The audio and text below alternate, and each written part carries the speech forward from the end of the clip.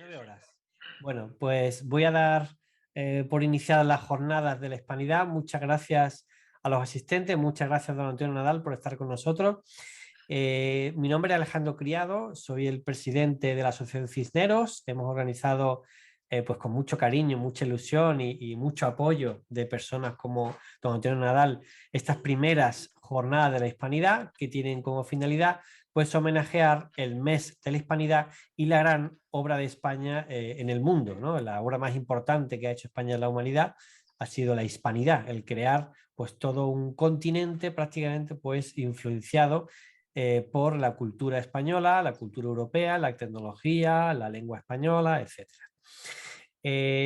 Bien, como todos sabéis, pues hemos organizado 3 conferencias. Este ciclo de conferencias hemos empezado con esta primera de don Antonio Nadal, que voy a pasar a presentar, que es el Consejo de la Hispanidad y la Política Exterior de España 1941-1947.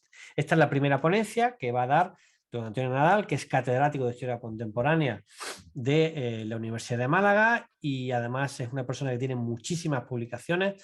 Posiblemente el más conocido sea la publicación de su tesis doctoral sobre la Guerra Civil en Málaga, que es un libro de los años 80 y que es el mejor libro que se ha escrito y el más completo sobre la Guerra Civil en Málaga, pero tiene muchísimas publicaciones sobre otras materias del siglo XIX también. En fin, es una persona pues, que conoce muy bien el siglo XX y que, bueno, pues él nos propuso esta conferencia sobre esta época en la cual pues se profundizó en la hispanidad con este organismo que él nos va a pasar a comentar, y simplemente hacer una mención que el próximo martes 11 de octubre tendremos otra conferencia, Cervantes, el Quijote y la Hispanidad, que correrá cuenta de José Aguilar, que es también llamado como Fray Josefo, y él pues es profesor de literatura y lengua española.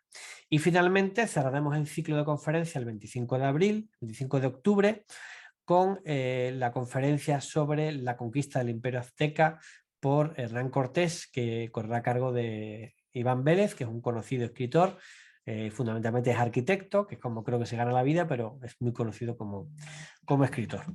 Y poco más. Yo sin más le voy a dar la palabra a don Antonio Nadal, agradeciéndole pues muy profundamente el estar aquí con nosotros, el que abra este ciclo de conferencias y el que nos gustaría pues también ir conociendo lo que es el concepto de hispanismo, panhispanismo, que él maneja muy bien y que va a enlazar con el objeto de esta conferencia, que es el Consejo de la Hispanidad.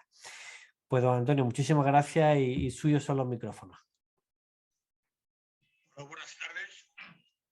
Muchas gracias, Alejandro, y a las personas que de forma suicida traten de escuchar estos planteamientos que se deducen de una inevitable conquista en el campo de la historia. Hemos llegado tarde, en algunos casos, a la hispanidad. Hemos llegado tarde porque, aunque yo estudié en Granada, tuve una profesora donde se impartía historia de América en el centro, en uno de los grandes centros donde surgieron los grandes asuntos de la hispanidad. Ciertamente, al igual que ocurrió con la modificación del método histórico y de la teoría de la historia en los años 70, tuvimos que operar en ámbitos académicos y científicos distintos a los que hasta entonces se venían realizando en España. Y hemos llegado en ese aspecto tarde a la hispanidad. Yo recuerdo que cuando estudié en la Facultad de Filosofía y Letras de Granada, por razones, por ser hijos o ser padres o hijastros de la historia, fue el momento en el que prácticamente casi todos los profesores eran especialistas en siglo de oro. Eran grandes activistas intelectuales de los reyes católicos, de Carlos I, de Felipe II, de la conquista de Granada, de la gran expansión de España en América, y en consecuencia eran gente de un extraordinario nivel, conocedores de epigrafía, de numismática, de todas las ciencias próximas a la historia e inevitables para el conocimiento de los siglos XV, XVI y XVII. Desde aquella época ahora hemos cambiado enormemente.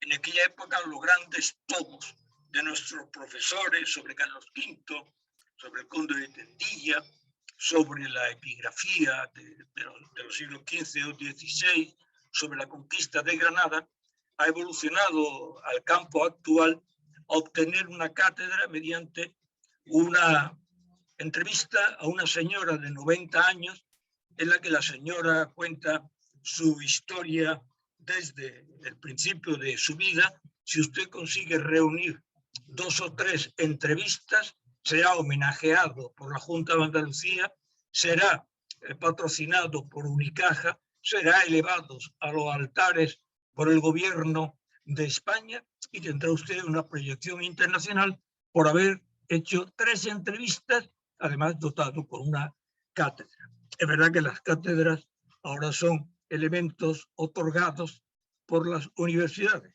Ya no existen las pensiones de los que somos opositores y aquellos años horribles de la calle Duque de Medinaceli, donde uno podía morir de frío o de dejadez.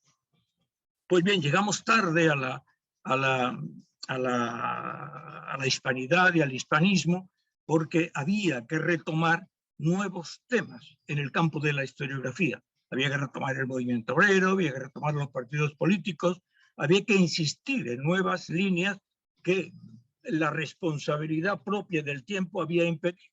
Nosotros no llegamos a estudiar más allá de la Revolución de 1868 en España, o no llegamos siquiera a la Primera Guerra Mundial, en lo que era historia universal. Yo al final me he ido especializando con el tiempo en lo que denominamos historia del tiempo presente, es decir, desde la Segunda Guerra Mundial hasta nuestros días, que es como relaciones internacionales en el campo del derecho, pero en serio, porque las relaciones internacionales es un mundo de teoría y la historia del tiempo presente viene a demostrar que las instituciones que estudian las relaciones internacionales son, en todo caso, inútiles cuando las relaciones del poder en el mundo arrastran a las sociedades a los más terribles presagios y culminan las más negras aventuras. Por eso llegamos tarde, pero hemos vuelto. Hemos vuelto porque creíamos que avanzado el tiempo de las nuevas aperturas de la ideología en el campo de la teoría y sobre todo del método, íbamos a retomar los grandes troncos, la solidez de la historia de España. Naturalmente, no hay elemento más sólido en la historia de España que el descubrimiento de América, la conquista de América y los grandes procesos que de ella se culminaron para España y para el imperio. Y era imperio, no que nadie se moleste con el concepto. Es imperio porque en España no hubo colonias, y al no existir colonias y al ir determinando, como veremos en el Consejo de la Hispanidad, de ser una pequeña imitación cronológica recogiendo todos los antecedentes del Consejo de Indias, no hubo colonias y al no haber colonias había imperio, porque el imperio estaba determinado por una sola ley, por normas que alcanzaban a todos los que eran los territorios dominados por España, que después se fueron consolidando con ciertas estructuras administrativas hasta que la gran traición de Riego y de Torrijos y de los grandes liberales de la época dio lugar a que en 1820 las tropas que iban a combatir a América fueran traicionados por el coronel Riego, por la masonería y los comuneros que pagaron a los oficiales con la presencia directa de San Martín, con la presencia directa del Partido Americano, que formaba parte del Congreso de los Diputados en España, la representación de lo que sería en la actualidad Venezuela y Colombia, como Cuba, y el Partido Americano fue el que pagó a los oficiales para que no salieran digamos, las tropas que tenían que combatir, y fue derrotado España en la famosa batalla de Ayacucho en 1823.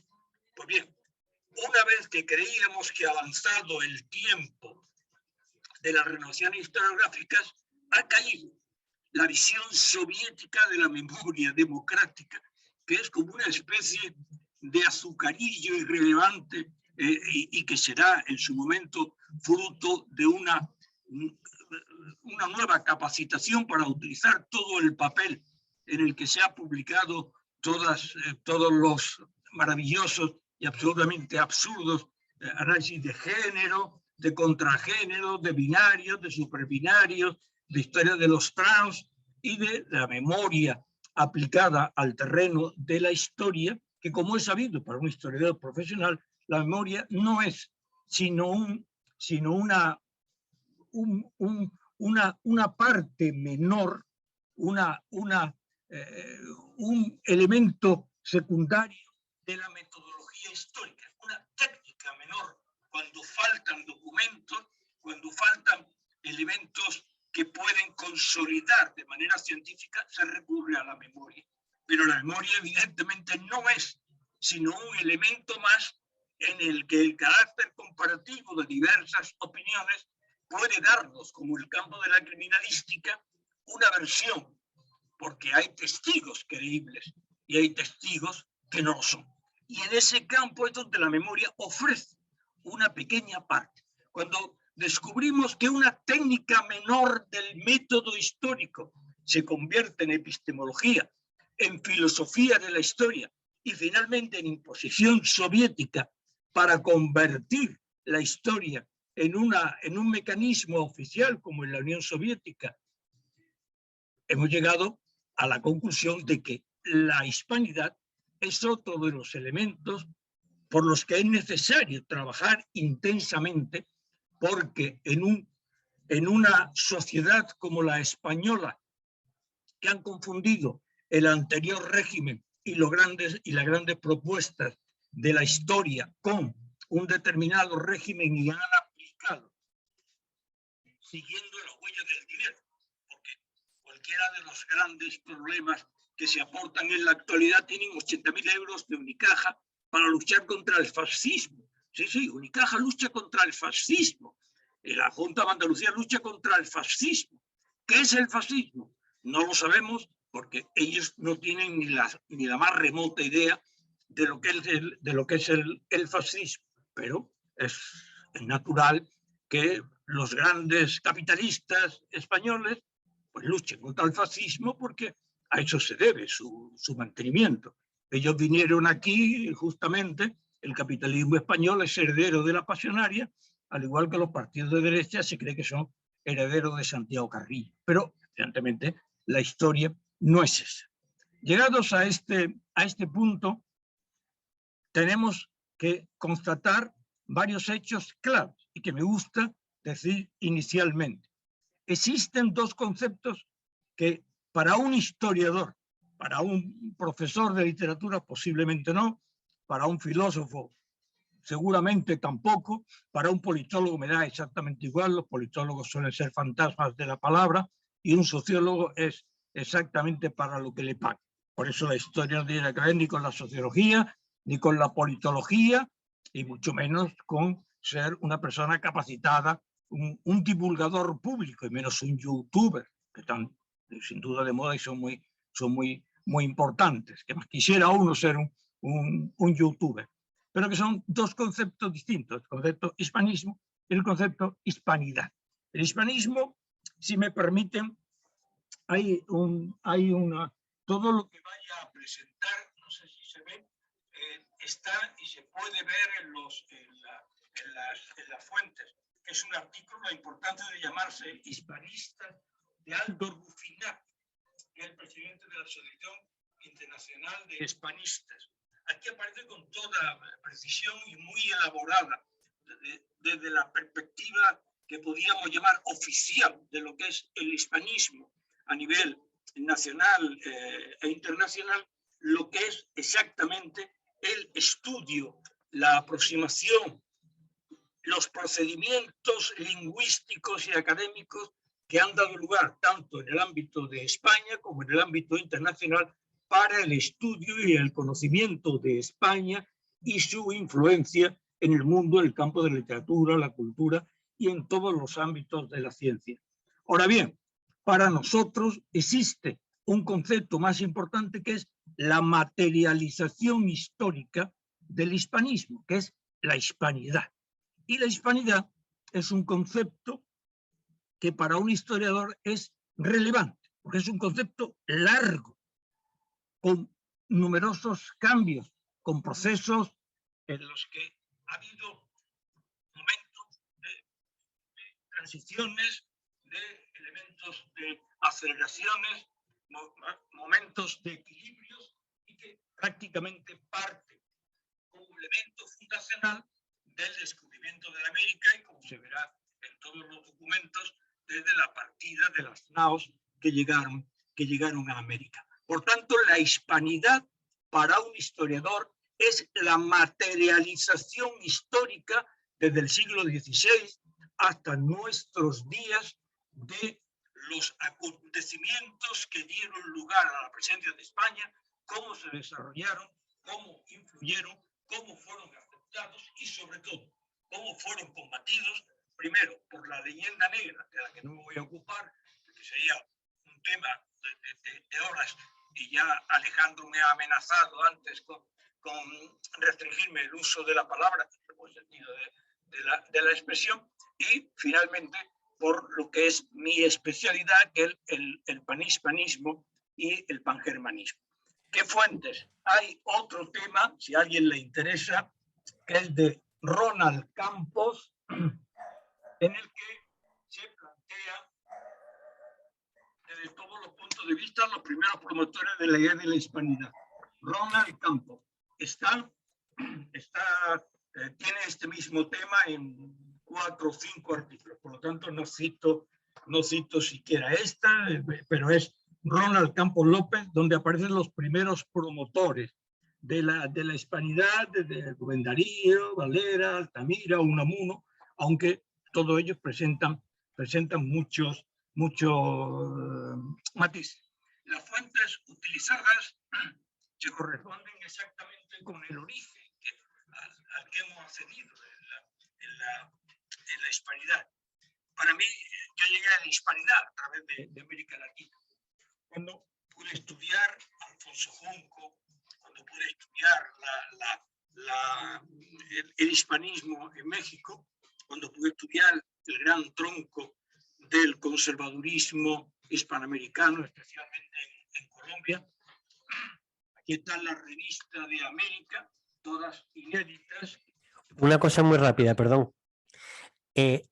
Hace falta, no sé si lo que... A veces se te va la voz. Es mejor acercarte un poquito más. Ahí. Sí. Ahí se oye muy bien. Bien. Y la revista colombiana, en la que edité todos los artículos que tienen que ver con España desde 1933. Hay varios libros de extraordinaria importancia, pero que es difícil localizarlo, porque yo los pedí al Instituto de Estudios Peruanos, que es el proceso más complejo de la hispanidad, que es los siglos XVII, XVIII y parte del XIX. Una cosa, es que no sé si estás tapando el micrófono, me dice Ernesto, ¿es posible que estés tapando el micrófono cuando hablas? No. ¿No? Vale, es que a veces se oye y otras veces se va y viene la voz.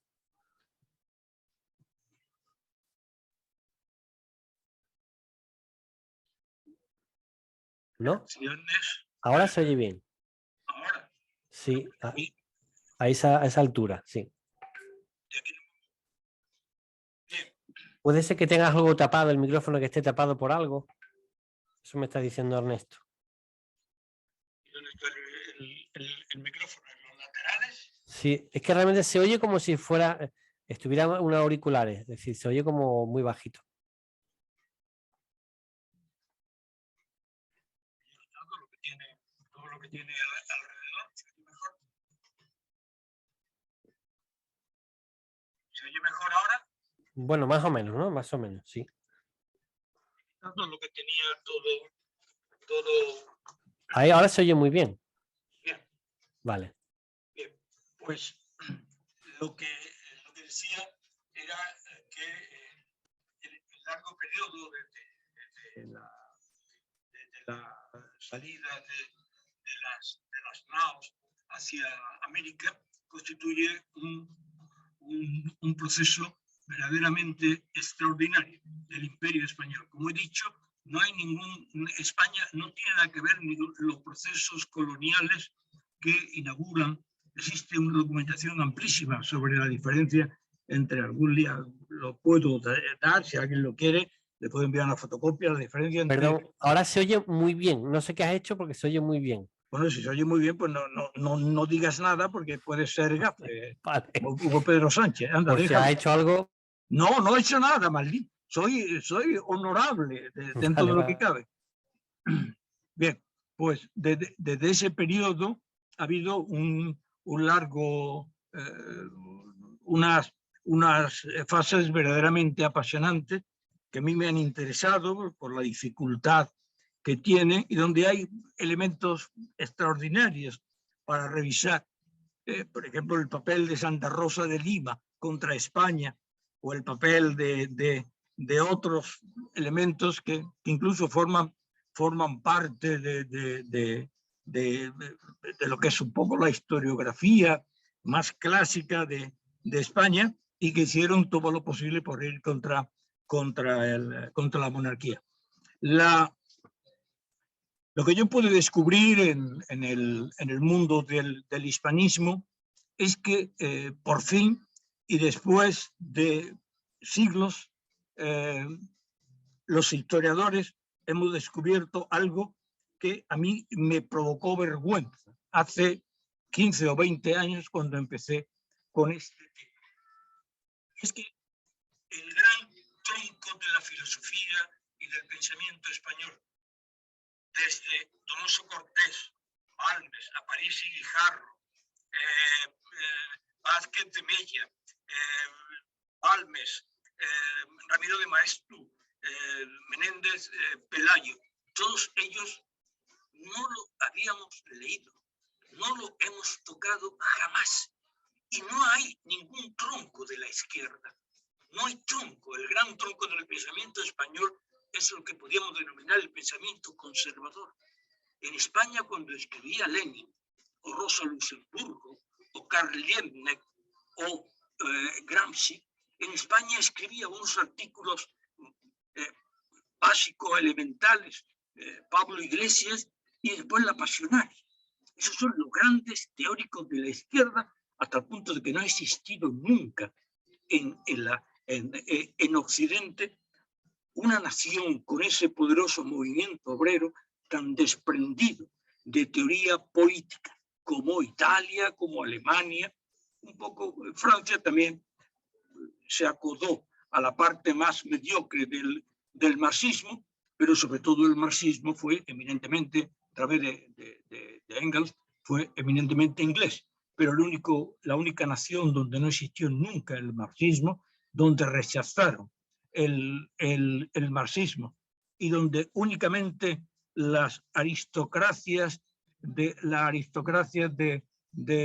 Eton o de Cambridge fueron espías de Rusia desde los años 30 hasta prácticamente nuestros días, en el que Anthony Bloom, el gran teórico de la pintura inglesa y que era el consejero de la reina, demostró una vez más como Philby, que llevaban 40 años informando primero a través dentro del MI5 y del MI6 estaban informando a la Unión Soviética. Donde únicamente triunfó el marxismo fue entre los privilegiados ingleses, pero un marxismo al servicio de la URSS. Pues bien, el hispanismo y la hispanidad, especialmente la hispanidad como plasmación para un historiador del hispanismo, es un movimiento evidentemente conservador. Es un elemento que surge de los principios esenciales de la identidad nacional española, que por mor de esta especial forma de entender España tenemos, la izquierda ha rechazado permanentemente.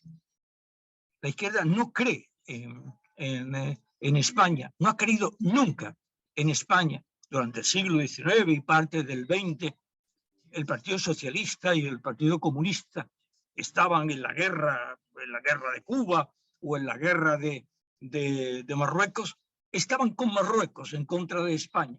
Siempre por donde aparecía la idea de España, la izquierda siempre estuvo en contra de España. Los últimos movimientos era tratar, donde estuvo parte de estos héroes ahora proclamados de España, fue de la guerra civil en Málaga, fue la de promover un movimiento contra lo que entonces era el dominio ya de Franco de la parte norte de África, promover un movimiento contra Franco desde las cávilas del sur de lo que entonces todavía no era Marruecos.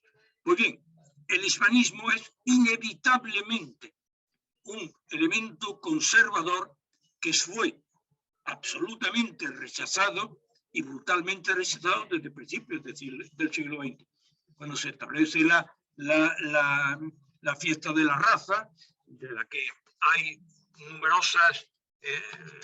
numerosas actividades y textos en toda la revista colombiana, cuando la Iglesia sencillamente desprecia.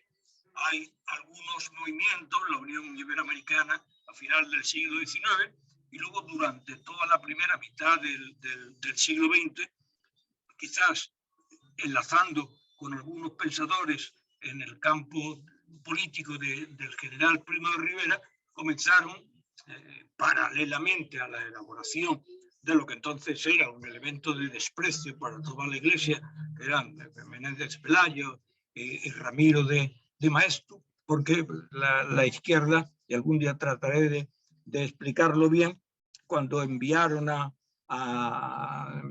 Sá del Río a Alemania a estudiar a Hegel, don Marcelino Menéndez Pelayo, que era un hombre cruel, pero del que con 21 años ya era catedrático y lo sabía todo, les han enviado a Sá del Río a estudiar a Hegel, y como no puede entender a Hegel, porque no tiene capacidad para entender a Hegel, se ha traído a Krauss, y se trajo el krausismo, que es una especie de deducción moral de los principios políticos a los que han estado prácticamente, de cuya cátedra en Madrid salió, como suele salir en la actualidad, de Sá del Río salieron prácticamente casi toda la izquierda krausista, todos los centros de la aristocracia española, ideológica, todos los Fernando de los Ríos, los Giner de los Ríos, todos los mecanismos de lo que era la enseñanza planteada como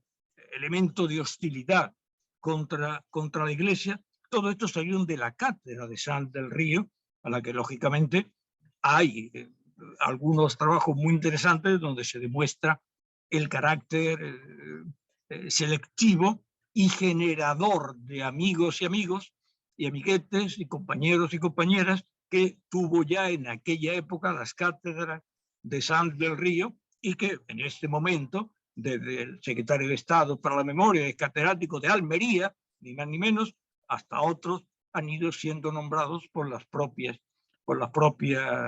universidades.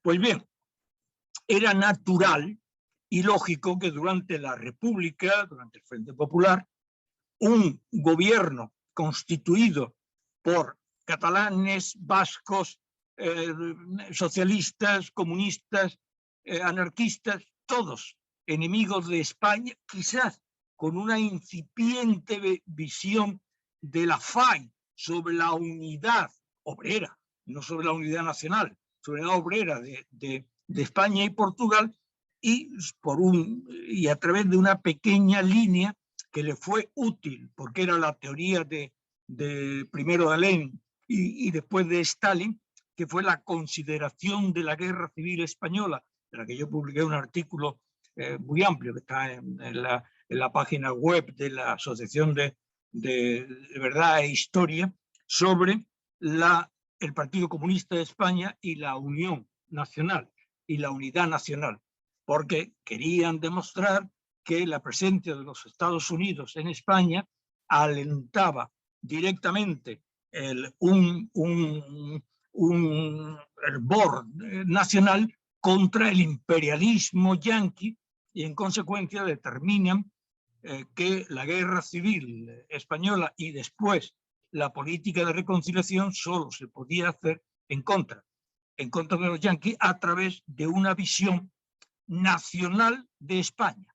Pero atención, al igual que ocurre con muchos de los teóricos que en este momento triunfan en España, el Partido Comunista, a través de las revistas de México y de París, introduce un elemento peculiar que existe en muchos de estos libros que en este momento triunfan en España, que es el matiz, la diferencia entre España y el pueblo español. Para el Partido Comunista, para muchos de los teóricos que en este momento hablan de España, creen en el pueblo español. Para las revistas mexicanas o de París, del Partido Comunista de España, lo importante es la guerrilla, lo importante es el pueblo. Los personajes más relevantes son el empecinado, contra las castas, contra los grupos de poder que representaba la monarquía. La misma línea práctica que los seguidores de Riego. Es decir, la historia de España, al igual que los ingleses, no la han modificado porque tuvieron un rey de gran capacidad que llegó a fundar hasta una religión para poder justificar sus ansias y sus actividades más allá del lecho conyugal. Pues la hispanidad no puede ser un elemento de corta y pega. Es decir, hay gente que cuando llega a la guerra de la independencia se pone a favor de los afrancesados. Cuando llegan en el reinado de Fernando VII se ponen con Riego contra la monarquía española, porque Fernando VII no es el ejemplo a seguir para los niños de España, al igual que tampoco lo es el gobierno ni lo que representa, pero evidentemente Riego es el símbolo de la República Española. Es su himno, es su actividad, es su lucha contra la monarquía, lo que determina que no podamos tener un hispanismo de corta y pega. O sea,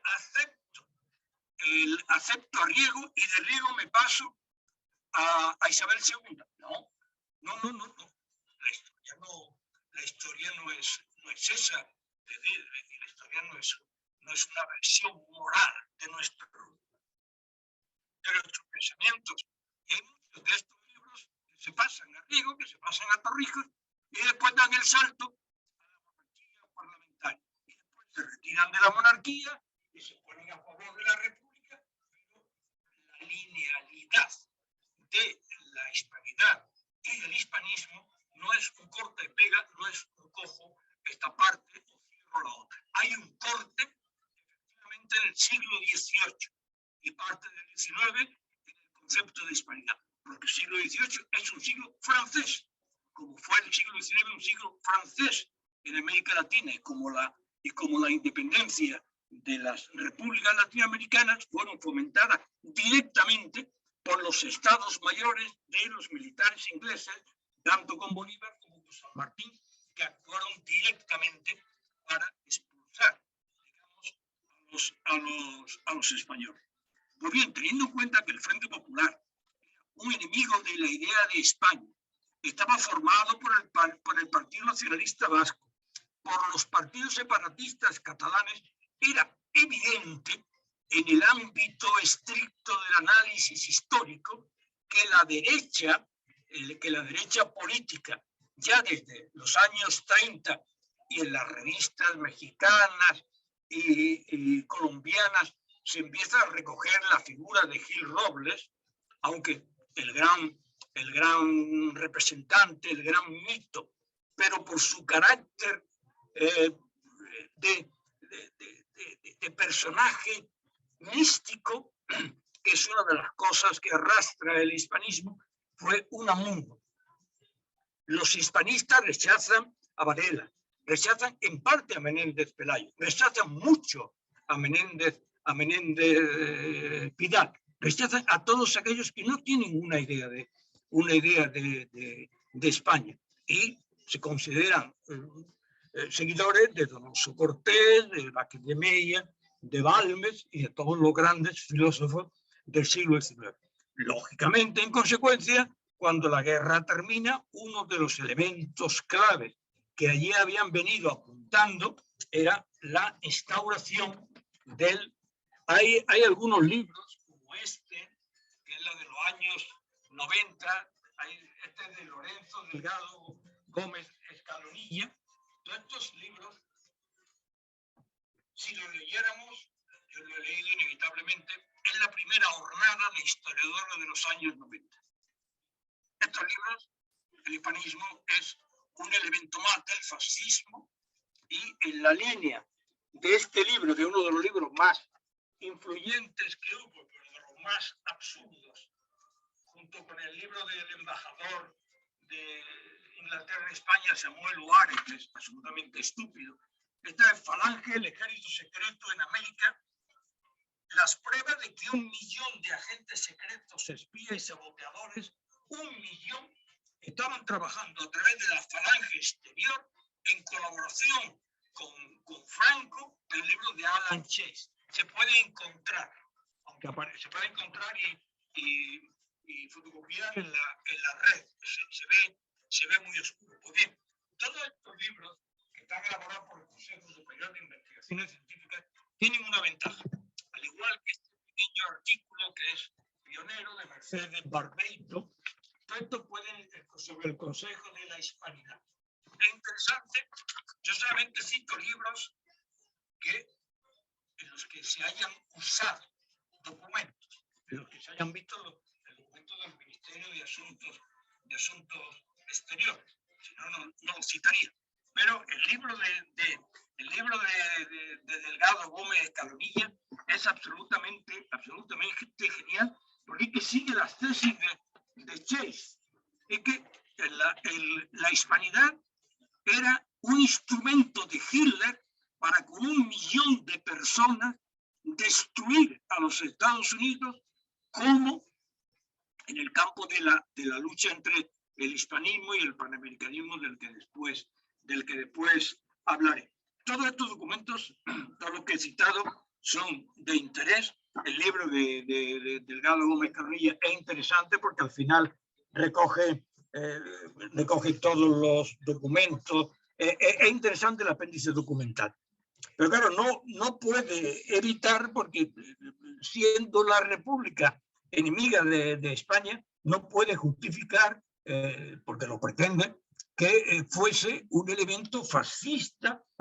Bueno, naturalmente todos los que componen el Consejo de la Hispanidad, etcétera, son todos fascistas, ellos, criminales, en fin, lo propio de la bibliografía. Ahora se observa, cuando se trabaja, sobre todo con nuevos investigadores, especialmente en América Latina, que se ha modificado profundamente. Se ha modificado porque cuando hablan de la Falange exterior, cuando hablan de la sección femenina y su campaña en Hispanoamérica, han trabajado y trabajan en los archivos de la Administración Española de Alcalá de Henares, y en los archivos españoles. Cuando se tropiezan con los archivos, la farándula de la memoria, naturalmente, no existe. Y claro, hay que tener en cuenta que los de América Latina todavía no viven de la memoria democrática de España, aunque se intenta, y es posible, que tal y como están las cosas, puedan volver también a hacer. Pues bien, una de las actividades, y he puesto la fecha, 1940, 45, 46, porque es el periodo en el que se inicia el Consejo de la Hispanidad, una tarea especialmente interesante, que si yo tuviera, y no lo voy a tener, gracias a Dios y a la vida, yo hubiera recompuesto el Consejo de la Hispanidad, porque no voy a hablar exactamente de su contenido, porque todo lo que ocurría en los años 40, en el nacimiento de la época del general Franco, tiene un desarrollo tremendamente preciso, totalmente elaborado, pero la idea era establecer relaciones académicas, hacer intercambio de profesores, nombrar, hacer tanto en Manila, hablamos de Manila también como de América Latina, iniciar todo tipo de relaciones académicas, intercambios y sobre todo dar a conocer en el mundo la idea de la hispanidad. Y en ese momento es cuando aparece el segundo gran tema, la segunda gran traición de los liberales. Yo he estudiado muy bien, estoy preparando un artículo que saldrá en 2 meses sobre la legación de España en Colombia, con documentación toda absolutamente original. Me voy a ocupar únicamente de los alemanes, porque en 1941, cuando ahí viene el problema del hispanismo, cuando se bombardea Pearl Harbor, los países latinos declaran la guerra en concordancia con los Estados Unidos y, seamos conscientes, para repartirse el botín de lo que iba a ser después Alemania y Japón, declaran la guerra a Japón y el eje, a Alemania e Italia. En ese momento, en 1941, la embajada de España se convierte en representante oficial en América Latina de Alemania, Italia y Japón. De ahí el enorme interés de las 3 maletas que yo me traje de Colombia, de documentos fotocopiados, cuando todavía no estaba muy bien ordenado el archivo, y del que espero hacer un libro. Sobre panhispanismo y panamericanismo lo dudo, porque es de una magnitud extraordinaria. El problema es que cuando se inicia el Consejo de la Hispanidad con los representantes, y lamento no tener tiempo, tampoco sería objeto de lectura, con la representación de los más grandes intelectuales de la hispanidad de toda América Latina, vienen a España. En ese momento, digamos, y comienza lo que es el panamericanismo, es las dudas que empiezan a tener en los Estados Unidos, y especialmente la división de lo que era la Oficina de Servicios Estratégicos, la OSS, lo que es la antesala de la CIA, sobre el papel del hispanismo en América Latina, preocupados por las noticias que le llegaban especialmente del embajador en España sobre la prioridad de la falange en la política española. Hall, el ministro de Asuntos Exteriores, aparece prácticamente durante toda la Segunda Guerra Mundial en los Estados Unidos, viene a reclamarle al embajador español de los Estados Unidos que se está equivocando, entre otras razones porque en 1943 el embajador de España en Washington, Juan de Cárdenas, siguiendo instrucciones de su ministro de Asuntos Exteriores, aseguró al Departamento de Estado que Franco había ordenado la disolución de todas las organizaciones de Falange Exterior y prohibido a los falangistas continuar con su actividad propagandística. A finales de este mismo año, esta información fue confirmada ante Hall y el presidente Roosevelt. España intentaba evitar conflicto con los Estados Unidos. Este es el gran problema del hispanismo y pangermanismo. La actividad del Consejo de la Hispanidad fue limitado. Fue limitado porque se corresponden a los años más difíciles en la que incluso las directrices de la inteligente pero compleja política exterior de Franco, desde Jordana hasta Wegener, que era un verdadero servidor de Inglaterra en el interior del gobierno de Franco, hasta Serrano Suñer y después Jordana. Por eso he puesto la fecha de 41 a 40 a 47, porque cuando llega finalmente después de la guerra Castilla y con ello se abre una nueva etapa política de lo que era la Iglesia Católica con sus particulares versiones de la compañía de propagandista, con lo que después serían los años 50-60, el Opus Dei y el cierre de España, digamos, como potencia para integrarse en la ONU y el cierre prácticamente de su posibilidad de entrar en el Plan Marshall. Y el cambio al Instituto de Estudios Americanos del Consejo de la Hispanidad, que se produce en estos años.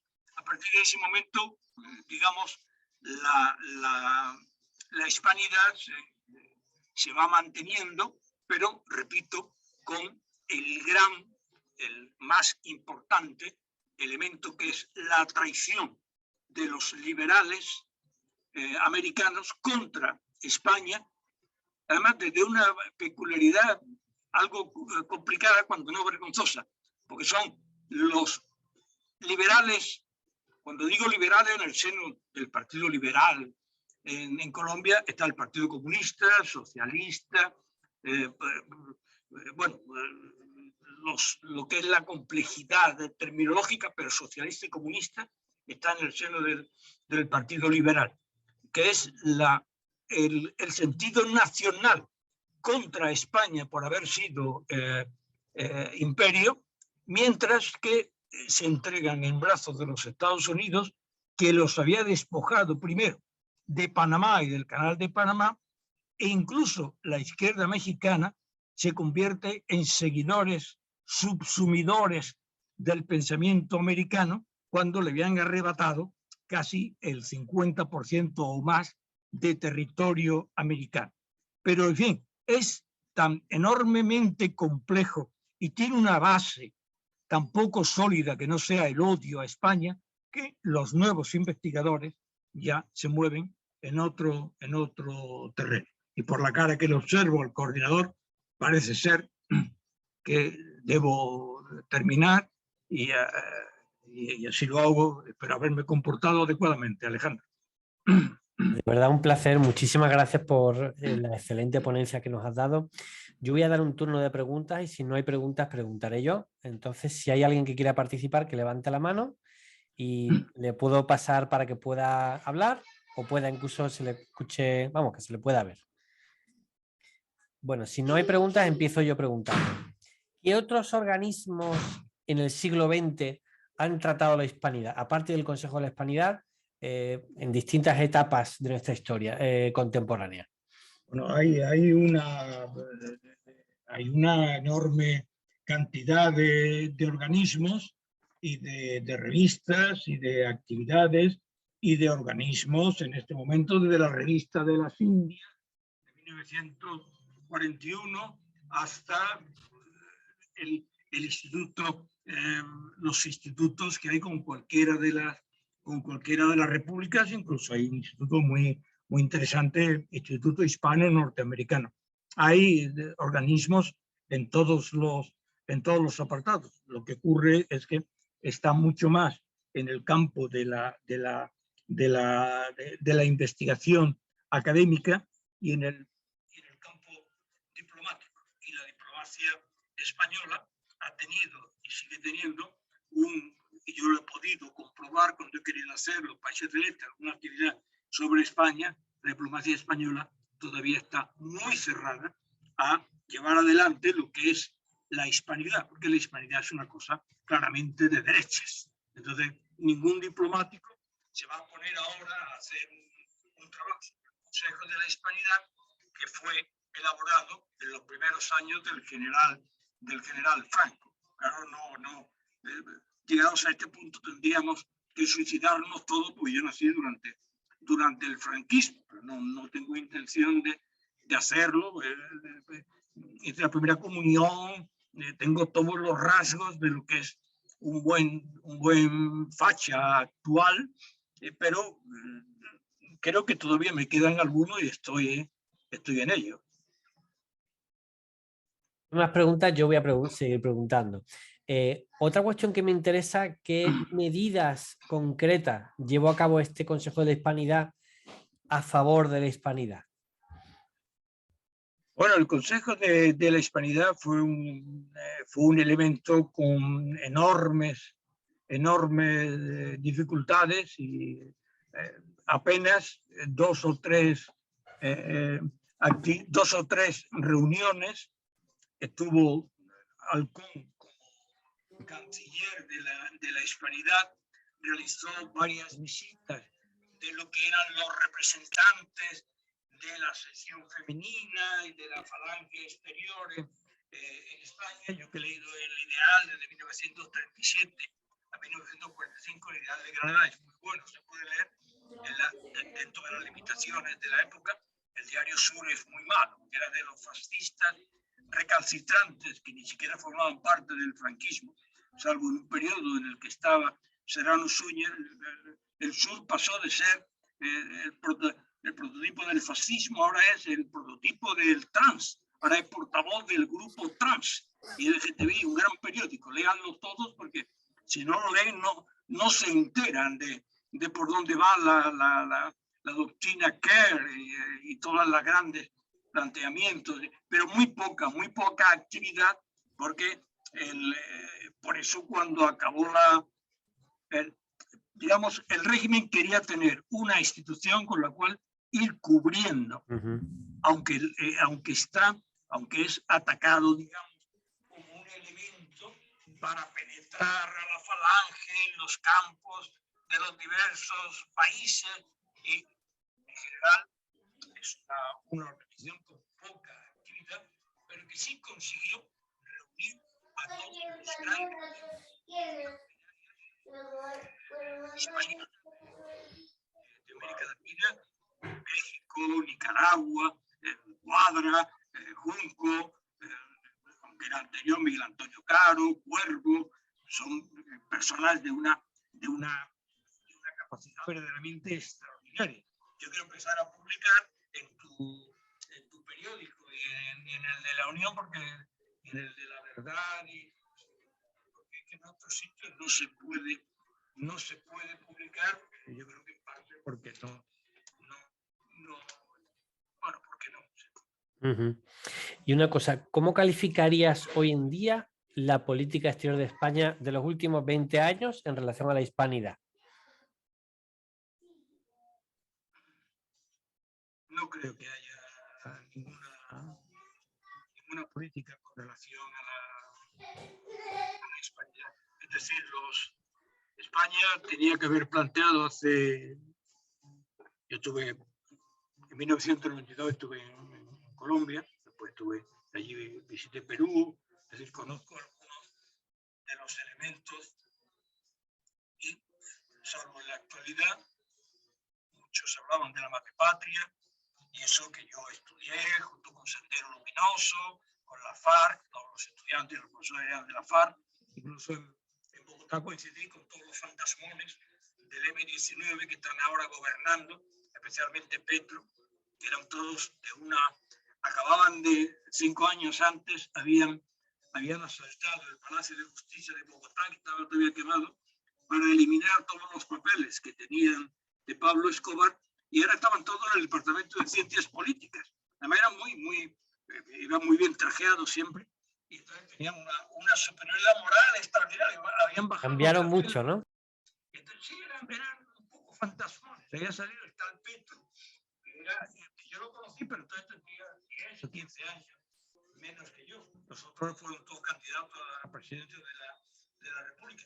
Pero ahora es presidente. Tenía que haberme hecho amigo de él para que me llevara a hacer algún acto con los brujos y con todas las cosas de la antigua cosmología de los chipchas, así se llaman los indios que habitan Colombia y Ecuador, los chipchas.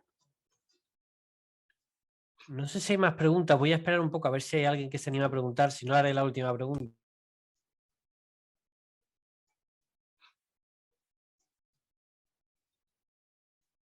Ahí aparece una mano asesina. Ernesto, ¿puedes meter el vídeo, porfa?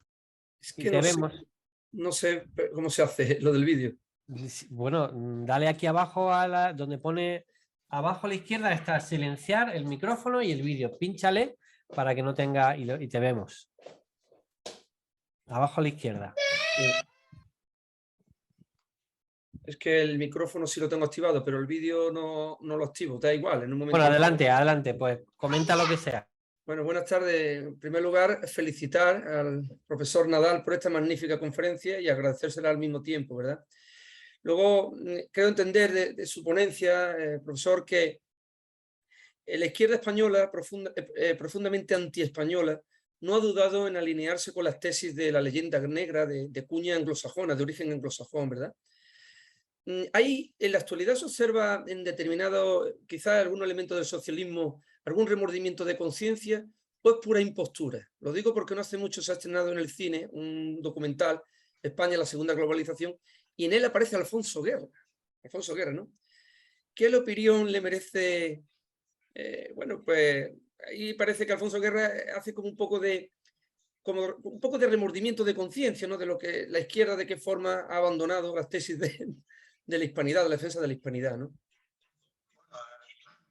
Alfonso Guerra es uno de los tipos, al igual que Felipe González, es uno de los farsantes. He conocido farsantes en la vida, muchos. Pero Alfonso Guerra es un farsante. Es decir, que Alfonso Guerra prologue un libro sobre la hispanidad es de risa. Alfonso Guerra odia, desprecia todo lo que es España, pero es tan oportunista que el tío se va a morir y se quiere morir como él ha sido siempre. Lo que dio Alfonso Guerra para la política española nunca lo pagará. Es uno de los tipos políticamente más criminales que ha dado la política española. Y una de las cosas que él estableció fue que la oposición gobernaba. Él no gobernó nunca. Él, como él decía, era oyente. Él no tiene nada que ver con nada. Era la derecha. Llevaban 40 años en Andalucía y seguía gobernando la derecha. Ese es uno de los grandes métodos de Alfonso Guerra. Yo no he visto el tema de la esta porque está Alfonso Guerra. Al igual que todos los intelectuales que han firmado. Y lo siento mucho. Porque la vida es así de implacable. Cuando un personaje manifiesta que hay que darle, que no cabe condenar a Griñán y al PSOE, es un colaborador necesario de 30 años de corrupción. Y por lo tanto, lo siento mucho. Porque naturalmente que Alfonso Guerra, pero que Alfonso Guerra esté en esos aspectos es sencillamente un elemento más de la farsa que él siempre ha llevado adelante. Y la izquierda no se arrepiente de ninguna. Yo publiqué un artículo muy largo con todas las revistas, un tiempo en el archivo del Partido Comunista de España, en Madrid, con todas las revistas de los mexicanos y de París, todos de un enorme interés, aunque entonces estaban enfrentados los estalinistas, los seguidores de Pasionaria de México con los de París, pero elaboré un trabajo muy amplio, amplísimo, que lo publiqué, y es la idea de España en el Partido Comunista de España, a través de sus revistas teóricas. Y ahí es donde manifiestan este tipo de planteamiento, pero lo hacen porque ellos entienden que lo que hay sobre España es una guerra imperialista, porque la guerra civil para el Partido Comunista es una guerra contra el imperialismo fascista, y después, en el año 45, es contra el imperialismo norteamericano. Y ahí elaboran España como nación y todos los mitos, desde María Pita, el empecinado, los guerrilleros, pero claro, los guerrilleros luchan no a favor de España, sino contra la casta que dirige España, aliada del imperialismo.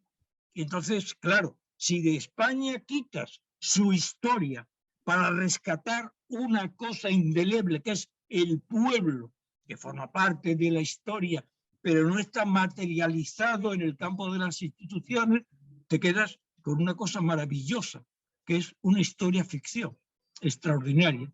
Pero la izquierda no va a entrar nunca por el tema de España. Estamos en un gobierno de Frente Popular.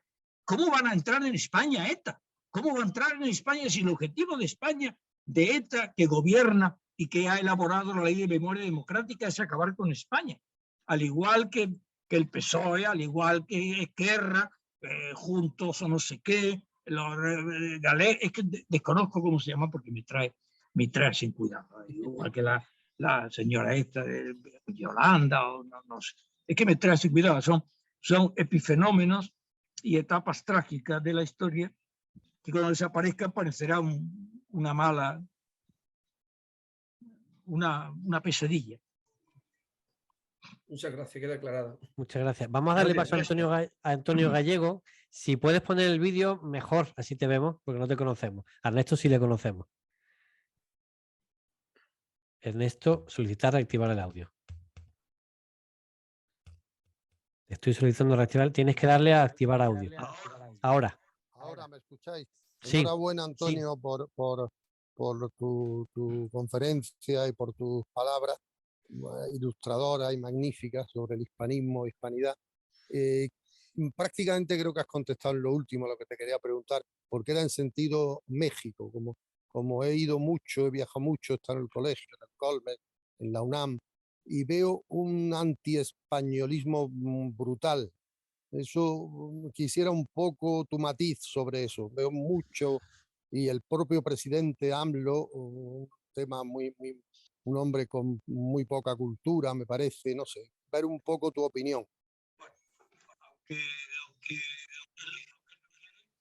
debo decir que Antonio Gallego es nieto del que fue gran alcalde de Málaga.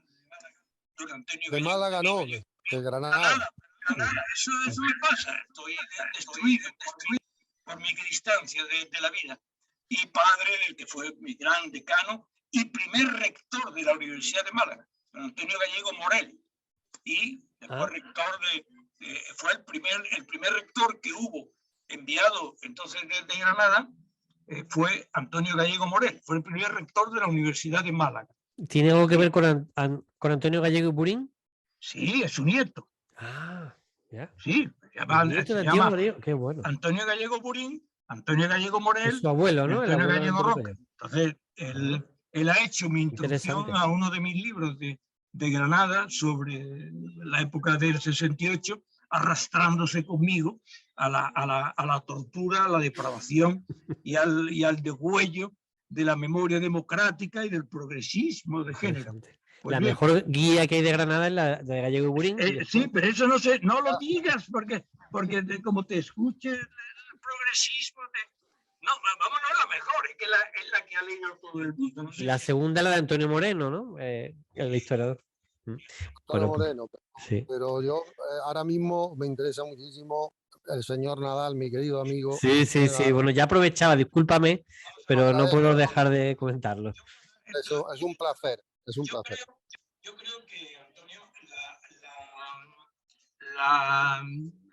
desde los años 90 que yo he conocido hasta ahora, ha habido una evolución de hostilidad a España, que es la llegada de esa parte de la extrema izquierda, del indigenismo, porque el indigenismo es un tema del que se ocupan mucho los hispanistas, especialmente Junco. Si alguien tiene tiempo de entrar, Alfonso Junco, verá cómo se ocupa porque consideran un tema de interés el indigenismo.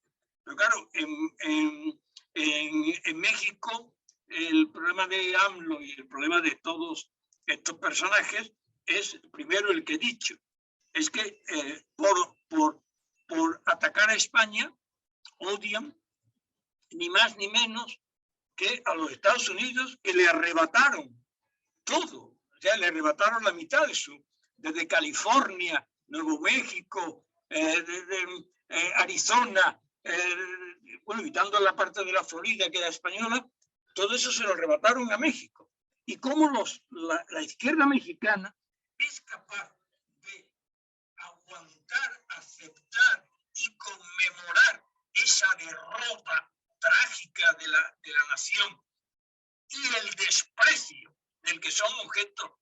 Los mexicanos tienen un desprecio institucional en los Estados Unidos terrible, terrible. Pues prefieren ese desprecio institucional, racial, incluso que tienen hacia ellos, que la relación con España, que siempre han sido como hermanos. Pero atención, hay una duda incluso en la actualidad. En México, que fue el que recibió a todos los emigrados y en el que está todavía pendiente, porque aunque esto no va a cambiar, pero si alguna vez cambiara, hay que solucionar el problema del Vita. Si los tesoros del Vita tiene que responder el Estado, porque ahí fueron una cantidad de dinero que se los quedó parte Negrín, parte Indalecio Prieto, pero que no formaban parte ni siquiera del oro de Moscú, porque el oro de Moscú, en cierta forma, fue un pago de la República por las armas que se recibieron desde Rusia. Pero el Vita fue sencillamente el saqueo. Tiene que explicar México eso. Claro, ¿quién se lo va a pedir? Lo pediremos a algunos, pero es como si habláramos al viento. Pero mucho cuidado porque tanto en el año 36, 39, cuando todo parece, México estaba muy dividido. México había una parte que quería a los emigrantes, pero la mayor porcentaje de México estaba junto con Franco.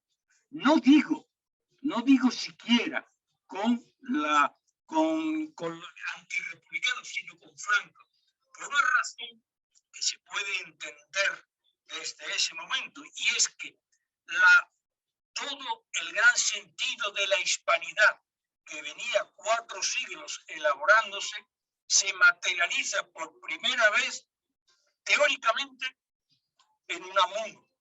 Después en Menéndez Pelayo en parte, pero sobre todo en Unamuno, pero por su carácter misticista, por su visión del misticismo español unido a la mística que enlazaba con el conquistador, con el valiente hombre español frente al bucolismo francés, frente al amanierismo francés y frente a los ingleses, que lo único que querían era saquear el país. Y luego, todo esto, que es del trabajo que me voy a ocupar, todos estos, especialmente todos los liberales, llegan en 1941 y saquean. Muy parecido a la ley de la masonería del comunismo en España. Saquean y el Estado deja a todos los alemanes, por el hecho de ser alemán, que llevaban allí varios siglos, a todos los japoneses y a todos los italianos, les deja, lo que voy a publicar es cómo la Embajada de España mantiene en una especie de campos de concentración, que eran unos hoteles, a alemanes, italianos y japoneses, por el simple hecho de ser. Y eso lo hizo el gobierno liberal, que tenía la composición de comunistas y de socialistas, al margen del partido liberal. Pero tanto en México como estuvieron siempre tremendamente divididos con el tema de España. ¿Y cuál fue el problema? Que de las teorías de Ramiro de Maeztu, de Donoso Cortés, de Vázquez de Mella, de la materialización de ese tema se produjo con José Antonio Primo de Rivera. Y cuando José Antonio Primo de Rivera desaparece, muchos, no todos, y yo he estudiado todas las particularidades que adquieren en América los distintos conceptos. Eso se identifica con Franco. Entonces, Junco, especialmente Cuadra y otros que después cambian, pues, después modifican, ven en Franco el símbolo del imperio. Y claro, hay un problema de todos los libros estos que he leído, que son verdaderamente absurdos, que le pasa la mirada del extranjero.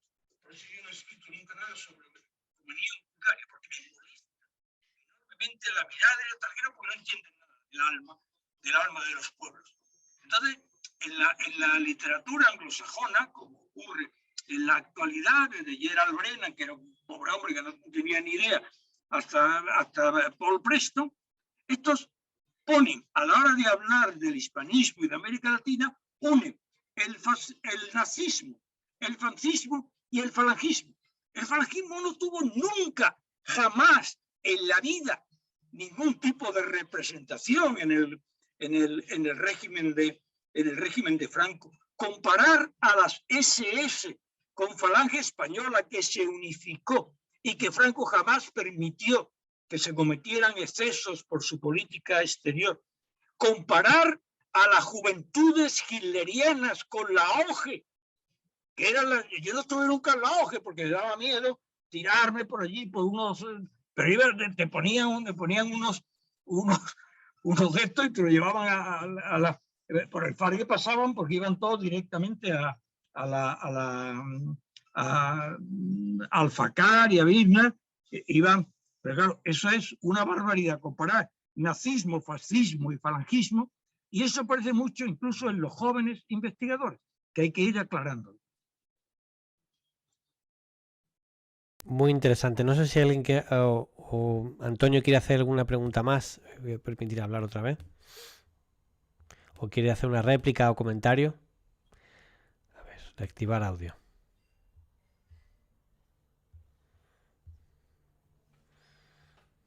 Bueno, yo... Ahora. ¿Sí? ¿Ahora? ¿Antonio? Muchas gracias, Antonio, por la contestación, y a ti mucho agradecimiento por las palabras sobre mi abuelo y todo, que ya hablaremos en directo tú y yo. Qué interesante. Muchísimas gracias, Antonio. No sé si hay alguna pregunta más. Daniel Castilla quiere preguntar algo. O Jesús García.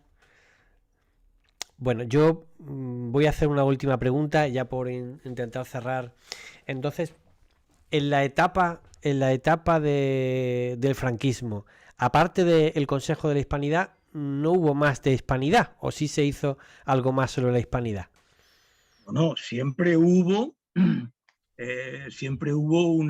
una relación permanente con lo que la única posibilidad que tuvo el régimen de salir al exterior fue a partir de los años, final de los años 40, la Comunidad de Naciones Ibéricas, la Comunidad de Naciones Hispanoamericanas.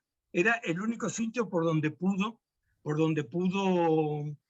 digamos, salir exteriormente el régimen. Pero hay cosas... En los años 40 hablamos, ¿no? De final de los 40. Vale. Hay algo que me gustaría que entraran los que me están oyendo, que es una documentación que se ha liberado ahora, que es la Compañía Telefónica Nacional de España y cómo la Compañía Telefónica escribe, ha sacado todos los documentos cuando el régimen de Franco negocia con la ITT.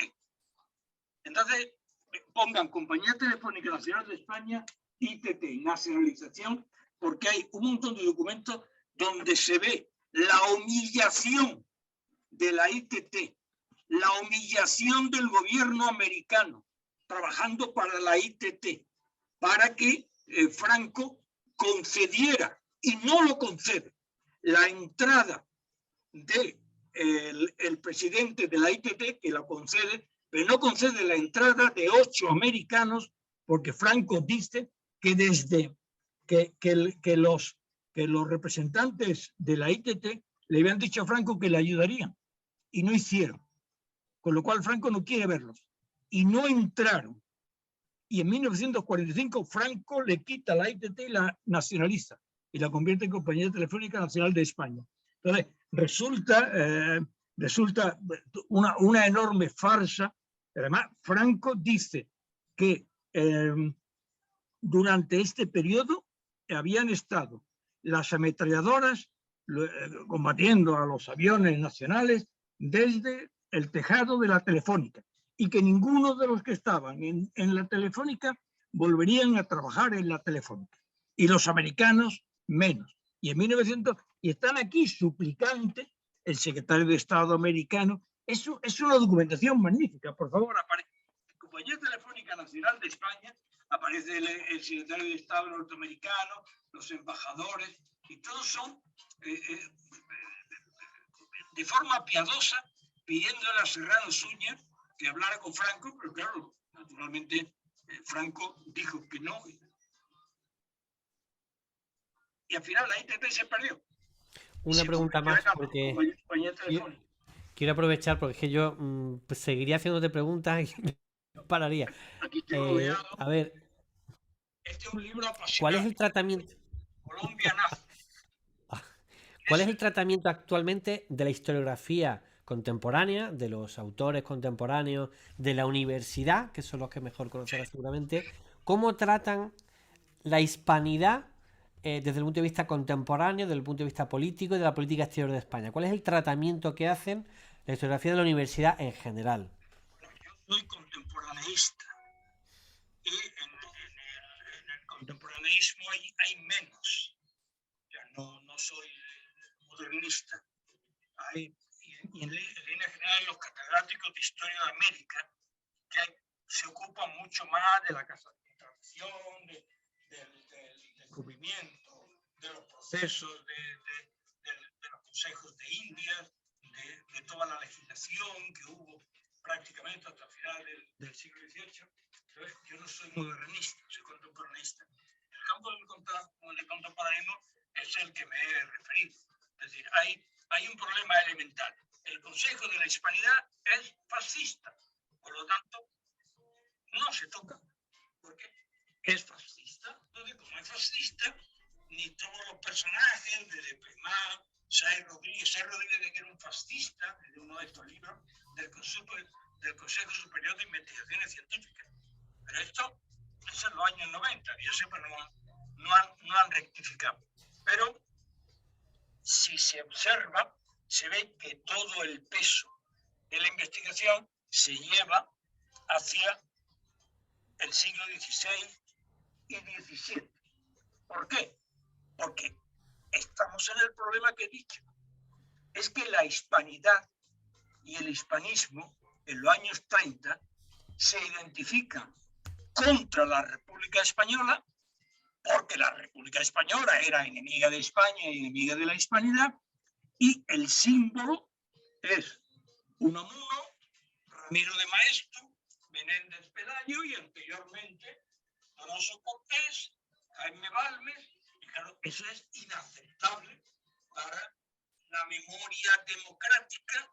Es inaceptable porque es un viejo tronco conservador del que no han leído nada, no piensan leer nada, y no tienen la más remota idea.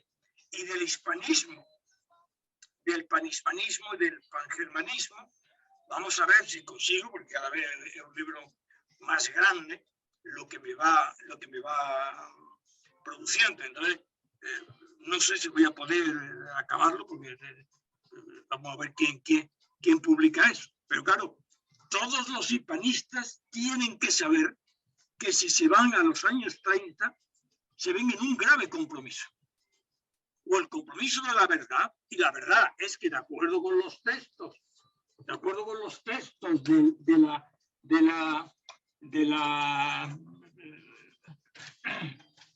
pues el himno de la raza, los orígenes, Fray Junípero Serra, toda esta gente, todos los que escriben, están en esa línea. Y claro, o te sometes a la verdad, que es lo que dicen los textos, y es que ven la figura, la ven identificada en Franco, como antes la habían visto en José Antonio, pero es por la idea. Además, no es el problema, el problema, ya lo he dicho, el problema del imperio. O sea, la cruz y la espada es la doble versión que para la memoria es intolerable. La cruz es exactamente el andamiaje ideológico provocado por la preeminencia del cristianismo, que como reconoce Toynbee, la gran labor de España es que impidió que media Europa, que media América fuese protestante. Y la espada es el mecanismo de conquista y desarrollo que tuvieron que trabajar las fuerzas españolas para continuar en todo aquel inmenso y desconocido paraje. Esa es la cruz y la espada. Si uno ve una dedicatoria que yo vi el otro día que decía lucha por Cristo cuando seas más grande. Claro, si tú lo enseñas ahora a uno de la memoria de la iglesia, incitando al suicidio a un niño de 10 años. Claro, las vulgaridades de esta gente es tremenda. Pero hay que obligar a decir que la memoria, llegado ese tiempo, es exactamente la figura de Franco.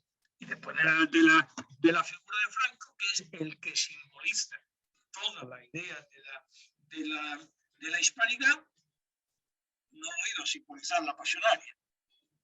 Y claro, si te preguntan, ¿es que después del franquismo tuvimos americanismo, reyes católicos? Sí.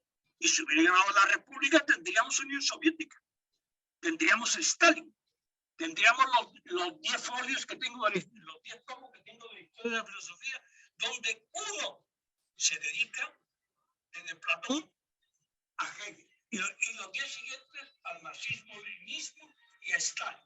Claro, hubiéramos sido, pues, honorables stalinistas, hubiera desaparecido el barroco, la literatura, Velázquez estaría prohibido, todas las grandes posibilidades de una hipótesis que no se produjo. Pero es evidente que el hispanismo es una corriente nacional española, pero que la incapacidad de la izquierda para asumir cualquier idea de España, esto no pasaría en Francia, esto no pasaría en Inglaterra, esto no pasaría en Alemania.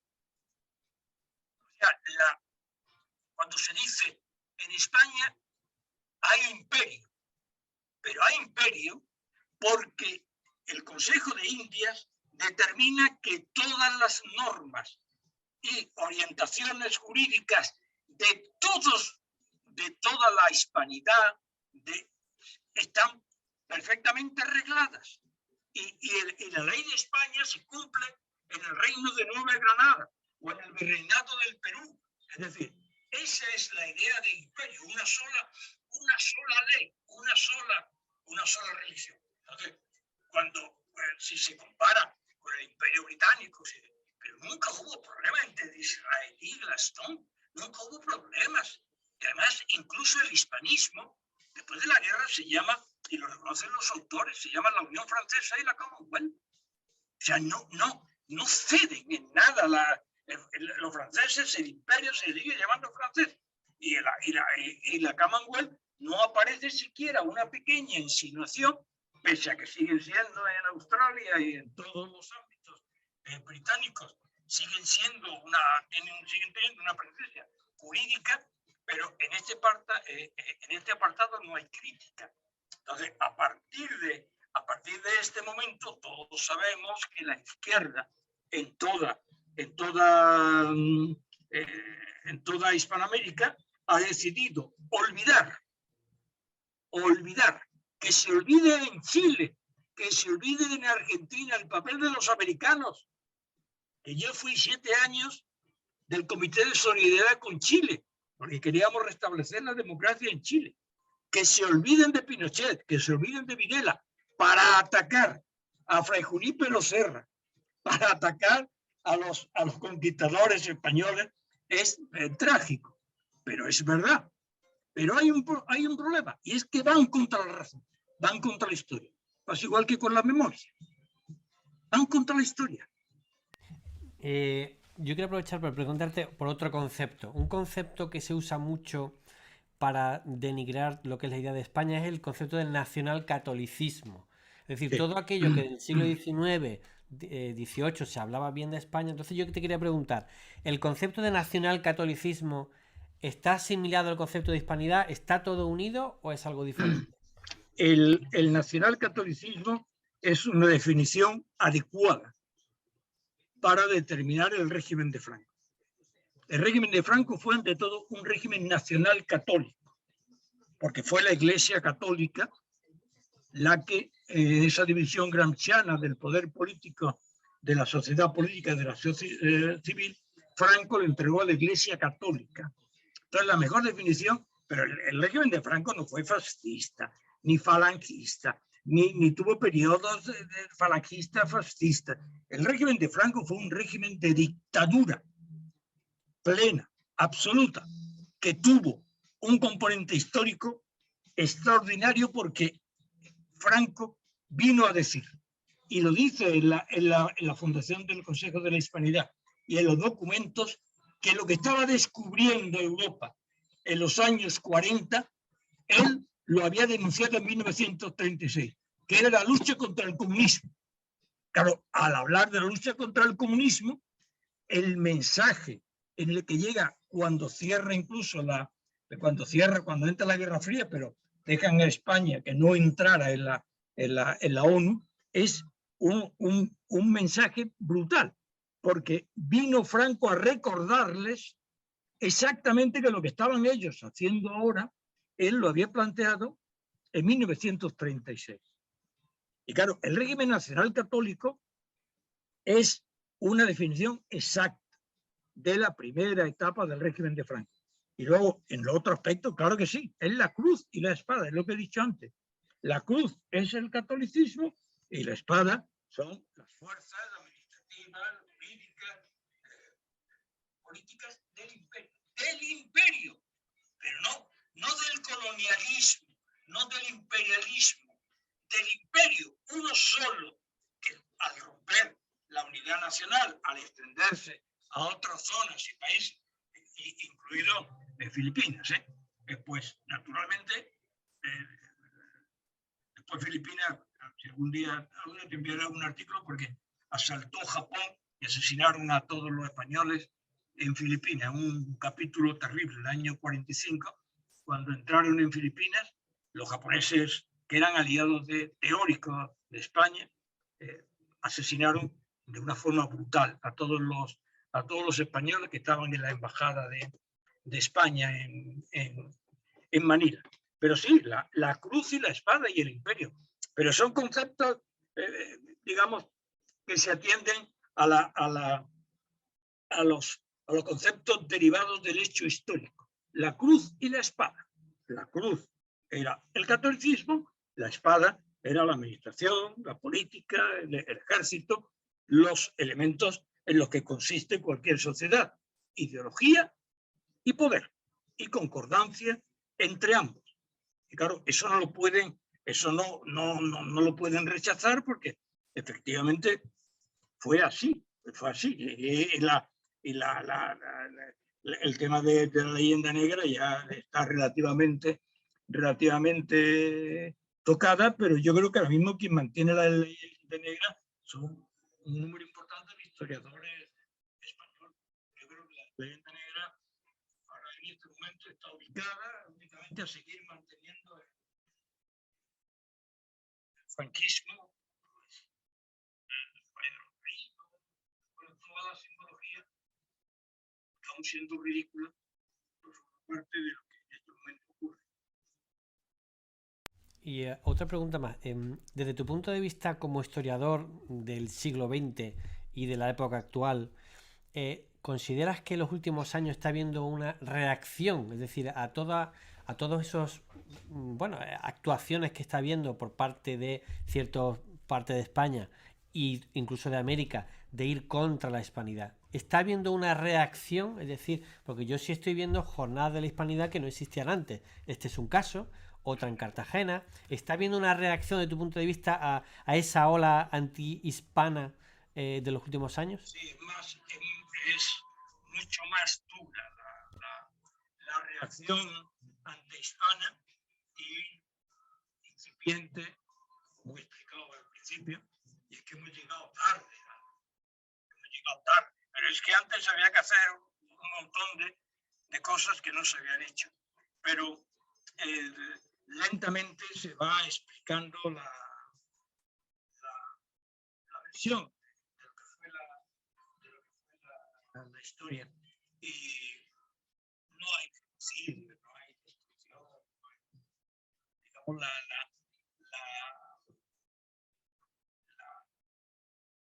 la conquista española, ahora llamado hermandad, estuvo en Bogotá justamente en 1992, eran 500 años, y había un montón de papelitos.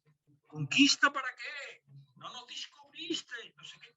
Pero había mucha gente que hablaba de la madre patria, pero Luis Antonio Gallego, que últimamente ya aparece un poco los PSOE de aquí, las Podemitas de aquí, aparece muy mezclado con todos estos, pero es que están muy ligados. Es decir, los políticos españoles de la izquierda, hasta las palabras las copian de los argentinos. Ellos hablan de niñas, niños, niñas, todas estas cosas. Pero hay una parte que es importante y es que no tienen razón. Y durante mucho tiempo no se puede mantener una versión. Y sobre todo han olvidado a los americanos. Eso es. Estupendo. No sé si hay alguna pregunta más. Yo imaginaba, y de hecho había estructurado la conferencia y ha salido como yo imaginaba. 45 minutos de conferencia y 45 minutos de preguntas, ¿no? Porque yo creo que incluso las preguntas a veces hasta se hacen más interesantes. No sé si hay una pregunta más, si no cerramos ya la conferencia. Bueno, pues no hay ninguna pregunta más. Pues don Antonio Nadal, un placer, de verdad, un gusto ha sido escucharle y aprender cada vez que le oímos. Yo creo que he visto además a los asistentes que no se han movido de ahí mientras ha seguido hablando y hemos seguido preguntando. Así que nada, pues... Sigo a todos y estaremos pendientes de la siguiente. Estupendo. Pues muchísimas gracias por todo y un abrazo. Gracias a los asistentes. Hasta muy pronto. Nos vemos dentro de una semana. Sí. Muchas gracias.